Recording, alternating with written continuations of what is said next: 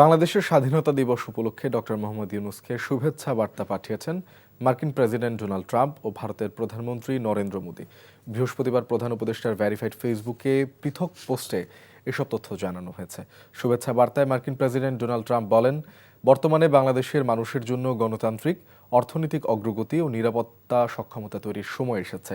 এছাড়া সামনের বছরগুলোতে বাংলাদেশের সাথে অংশীদারিত্ব বজায় রাখার কথা জানান ট্রাম্প। ঢাকার সাথে সম্পর্ক শক্তিশালী করা ও একই সাথে কাজ করার ইচ্ছার কথাও জানান ট্রাম্প। অন্যদিকে বাংলাদেশের স্বাধীনতা যুদ্ধ ঢাকা দিল্লি সম্পর্কের ভিত্তিতে স্থাপন করেছে উল্লেখ করে দুই দেশের অংশীদারিত্ব এগিয়ে নেয়ার প্রতিশ্রুতি ব্যক্ত করেন ভারতের প্রধানমন্ত্রী নরেন্দ্র মোদি। ঈদের আগে গাবতলী বাস টার্মিনাল ও কমলাপুর রেলওয়ে স্টেশনে গ্রামে ফেরা মানুষের চাপ।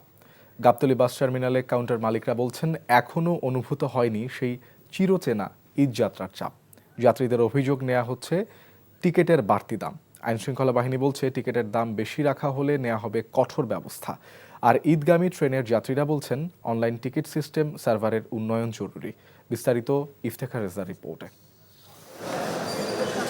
ঈদের আগে শেষ কর্মদিবসে বৃহস্পতিবার সকাল থেকে রাজধানীর কমলাপুর রেলওয়ে স্টেশন ও গাবতলী বাস টার্মিনালে নেই চিরচেনা যাত্রীদের ভিড়। নেই স্টেশনের কুলি ও বাস টার্মিনালের টিকিট কাউন্টারগুলোর হাঁকডাক। অনেকটাই অলস সময় পার করছেন পরিবহন কর্মীরা। এমনই চিত্র গাবতলী বাস টার্মিনালের। তবে যাত্রীদের অভিযোগ, কিছুটা ভাড়া বেশি রাখা হচ্ছে।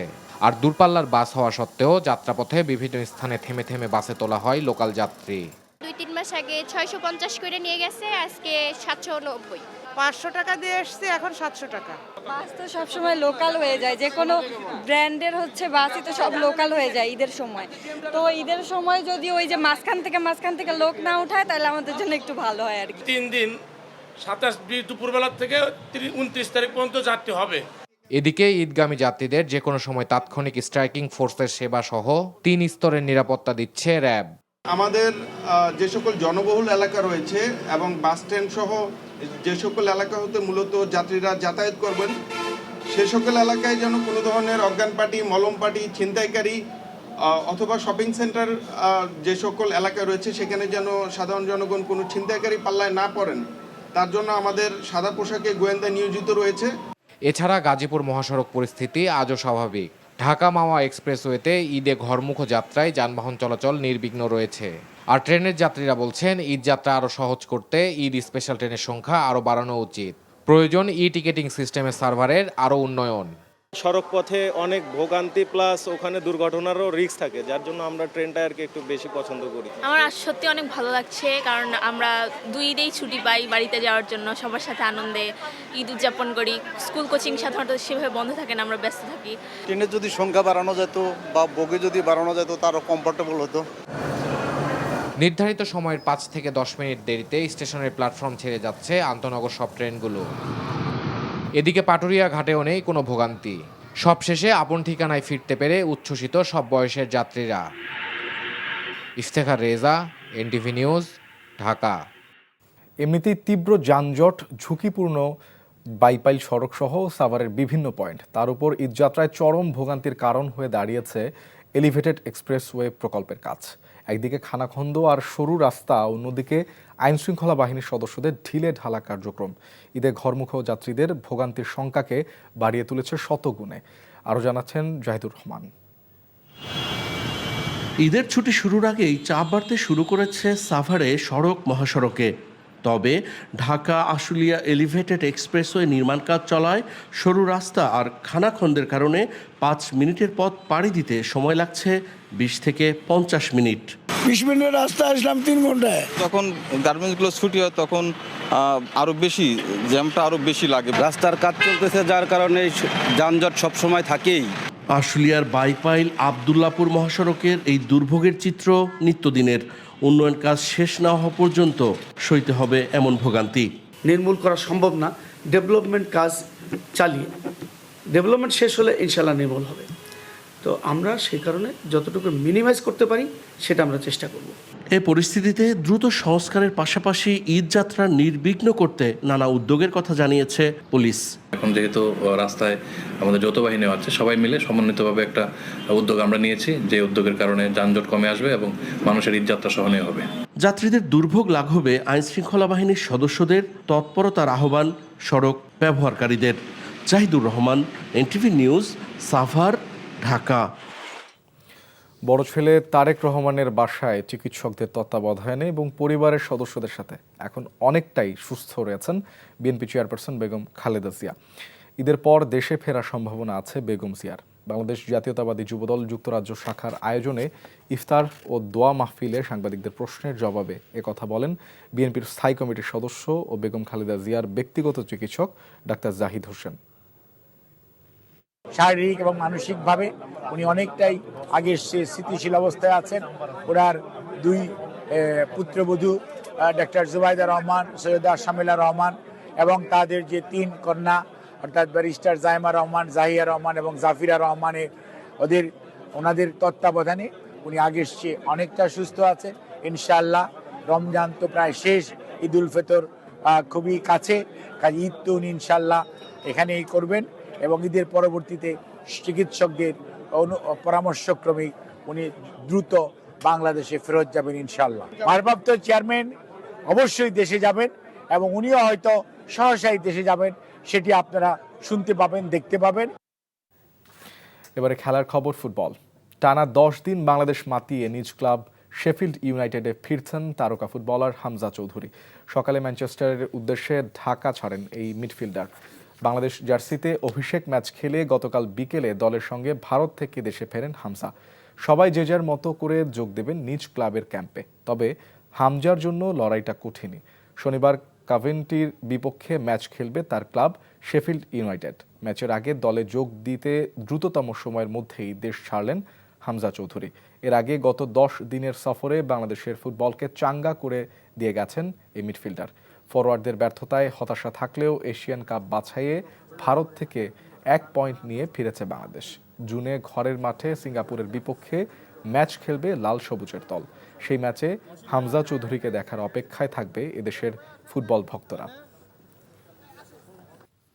জুলাই আগস্টে গণহত্যায় শেখ হাসিনার বিরুদ্ধে তদন্ত প্রতিবেদন এবং সেই সময় চাংখারপুলের গণহত্যার তদন্ত রিপোর্ট ঈদের পরে জমা দেওয়া সম্ভব হবে বলে জানিয়েছেন chief prosecutor advocate Mohammad Tajul ইসলাম।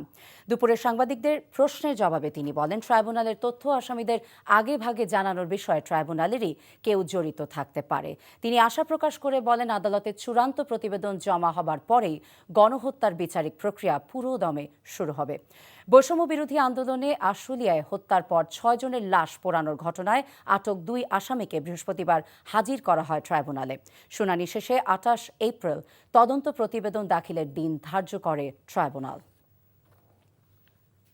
শেখ হাসিনার মামলার ব্যাপারে যেটা কমান্ড রেসপন্সিবিলিটির মামলা, এটা হলো সবচেয়ে বেশি ডকুমেন্ট এখানে ইনভলভড, সেটারও চূড়ান্ত পর্যায়ের কাজ চলছে। আশা করছি ঈদের পরে সেটাও চলে আসবে। আমরা আশা করছি এই মামলাটার ফর্মাল চার্জ দাখিলের মধ্য দিয়েই হয়তো আনুষ্ঠানিক বিচারের কাজটা শুরু করা যাবে। যে চানখারপুল সংক্রান্ত যে আলাদা একটা মিসকেস ছিল, সেটিরও তদন্ত রিপোর্ট খসড়াটা আমাদের হাতে চলে এসেছে। এটারও ফিনিশিং যে টাচ সেটা দেওয়ার চেষ্টা করা হচ্ছে। ঈদের পরপরই সেটাও চলে আসবে আমাদের হাতে। আসলে সেটারও ফর্মাল চার্জ দাখিলের প্রক্রিয়াটা শুরু হয়ে যাবে। অবৈধ ও জ্ঞাত আয় বহির্ভূত সম্পদ অর্জনের অভিযোগে দুদকের মামলায় বিতর্কিত ঠিকাদার জিকে শামীমের 5.5 বছর সশ্রম কারাদণ্ড দিয়েছে আদালত। একই মামলায় তার মা আয়েশা আক্তারকে খালাস দেওয়া হয়েছে। আজ ঢাকার বিশেষ জজ আদালত 4-এর বিচারক মোহাম্মদ রবিউল আলম এই রায় দেন। একই সাথে জব্দকৃত 297 কোটি টাকার সম্পদ বাজেয়াপ্ত করারও নির্দেশ দেওয়া হয়েছে। এর আগে গত 17 ফেব্রুয়ারি মামলাটি রায়ের জন্য ছিল। জিকে শামীমের মা পলাতক ছিলেন। পরে তিনি আত্মসমর্পণ করে জামিন নেন। জিকে শামীম এবং তার মা আয়েশা আক্তারের বিরুদ্ধে 2019 সালের 21 অক্টোবর 297 কোটি 8,99,000 টাকার অবৈধ সম্পদ অর্জনের অভিযোগে মামলা করে দুদক। 2022 সালের 18 অক্টোবর তাদের বিরুদ্ধে চার্জ গঠন করে বিচার শুরুর আদেশ দেন আদালত। জাতীয় ঐক্যমত কমিশনে নিজেদের মতামত পেশ করেছে বিপ্লবী ওয়ার্কার্স পার্টি। সকালের সংসদ ভবনে বদিউল আলম মজুমদারের কাছে দলীয় মতামত পেশ করেন দলের সাধারণ সম্পাদক সাইফুল হক। এতে 166টি প্রস্তাবনার মধ্যে 122টিতে একমত, 22টিতে ভিন্নমত এবং 22টিতে আংশিক দ্বিমত পোষণ করেছে বিপ্লবী ওয়ার্কার্স পার্টি। এর মধ্যে রাষ্ট্রের নাম পরিবর্তন এবং প্রার্থীদের বয়স কমানোর বিষয়ে দ্বিমত পোষণ করেন দলটির সাধারণ সম্পাদক। তিনি বলেন, সব রাজনৈতিক দল যেসব বিষয়ে একমত হবে তার ভিত্তিতে এগোনো উচিত। এ সময় কালো টাকা এবং পেশি শক্তি রোধের সুপারিশ করেন দলের নেতারা। এবারের ঈদে দীর্ঘ ছুটি হলেও অর্থনৈতিক কার্যক্রমে কোনো স্থবিরতা আসবে না বলে জানিয়েছেন অর্থ উপদেষ্টা ডক্টর সালেউদ্দিন আহমেদ। সকালে সচিবালয়ে তিনি একথা বলেন। আমরা বিশেষ পরিকরে ইউপিএন উপদেষ্টা মন্ডলীর সদস্য বেশিরভাগ আমরা ঢাকা থাকবো, এটা কথা হয়েছে। দরকার হলে সেই বন্ধের মধ্যে আমরা দরকার মিটিং করবো। সো এটা আটকে থাকবে, এটা আমাদের মধ্যে কথা হয়েছে। বেশিরভাগই আমরা সবাই ঢাকা থাকবো, দু একজন ছাড়া। আর সচিবটি যদি বাইরে যায়ও, দেশে থাকলে তো অসুবিধা নয়, বিদেশে গেলে আমরা জুমের মাধ্যমে ইস্যু করি। সেটা আমি ওয়ার্ল্ড ব্যাংকে থাকতে ওগুলো অনেকগুলো মিটিং করেছি, সেগুলো অসুবিধা হবে না। ঈদের আগে শেষ কর্মদিবসে সকাল থেকে বিভিন্ন মহাসড়কে যান চলাচল স্বাভাবিক রয়েছে, নেই ঘরে ফেরা মানুষের চাপ। মুন্সিগঞ্জে ঢাকা মাওয়া এক্সপ্রেসওয়েতে ঈদে ঘরমুখো যাত্রায় যান চলাচল নির্বিঘ্ন রয়েছে। স্বাভাবিকের চেয়ে দূরপাল্লার যান চলাচল কিছুটা বৃদ্ধি পেলেও মহাসড়কের কোথাও যানবাহনের বাড়তি চাপ নেই। তৎপর রয়েছে হাইওয়ে পুলিশ। ঢাকা চট্টগ্রাম মহাসড়কে যান চলাচল স্বাভাবিক রয়েছে। সাধারণ মানুষের যাত্রা স্বস্তিদায়ক করতে মহাসড়কে নিয়মিত চেকপোস্ট ও টহল দিচ্ছে যৌথ বাহিনী। গাজীপুরে বেশ কিছু কারখানা আগে ভাগেই ছুটি দেওয়া হয়। ঢাকা ময়মনসিংহ ও ঢাকা টাঙ্গাইল মহাসড়কে নেই যাত্রী ও যানবাহনের অতিরিক্ত চাপ। পুলিশের পাশাপাশি কাজ করছে স্বেচ্ছাসেবক দল।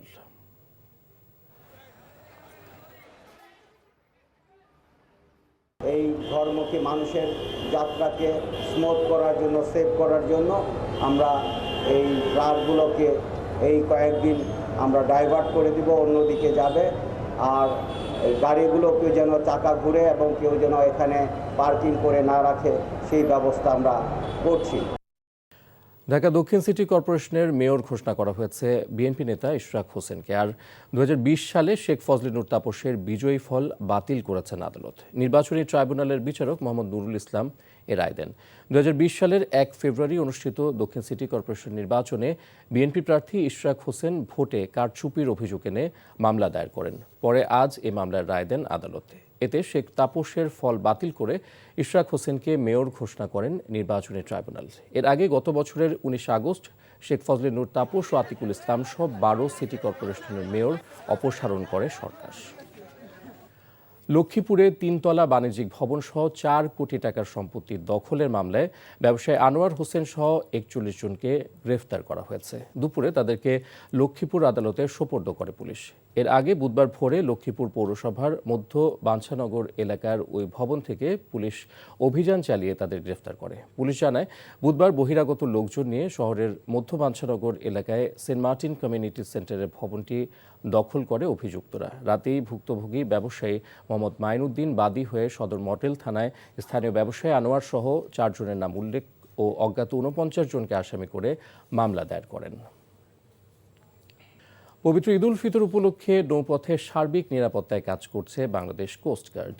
চট্টগ্রামে দুপুরে কোস্টগার্ডের পূর্ব জোন আয়োজিত সংবাদ সম্মেলনে এসব তথ্য জানানো হয়। চট্টগ্রামের কর্ণফুলী নদীর সদরঘাট, বাংলা বাজার, কর্ণফুলী ঘাট, ব্রিজ ঘাট, কুমিরা ও গুপ্তছড়া ঘাট সহ উপকূলে টহল চলছে কোস্টগার্ডের।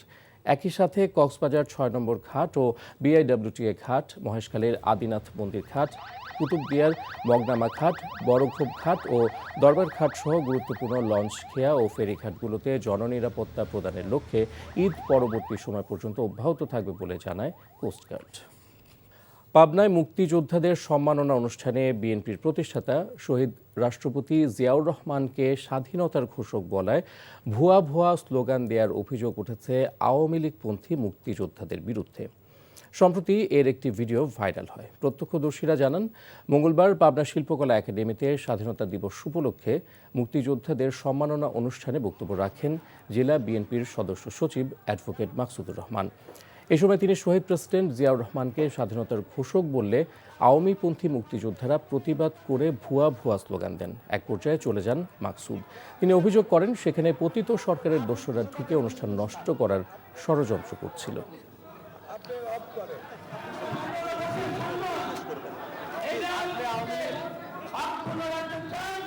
মহান স্বাধীনতা দিবস উপলক্ষে সাভারে বর্ণাঢ্য শোভাযাত্রা বের করেছে বিএনপি। সকালে ভাদাইল এলাকা থেকে শোভাযাত্রা শুরু হয়ে গুরুত্বপূর্ণ বিভিন্ন সড়ক প্রদক্ষিণ করে। পরে সমাবেশে স্বাধীনতার চেতনায় সমন্বিত রেখে বিএনপি নেতাকর্মীদের দেশ গড়ার জন্য ঐক্যবদ্ধ থাকার আহ্বান জানান বিএনপির সিনিয়র নেতারা।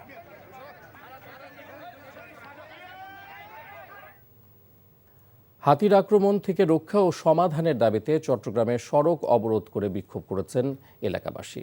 সকাল থেকে আনোয়ারা, কর্ণফুলী ও বাঁশখালী সড়কে প্রতিবাদ কর্মসূচি পালন করেন তারা। এতে চট্টগ্রামের সাথে 4 উপজেলার কয়েক ঘন্টা সড়ক যোগাযোগ বন্ধ হয়ে যায়।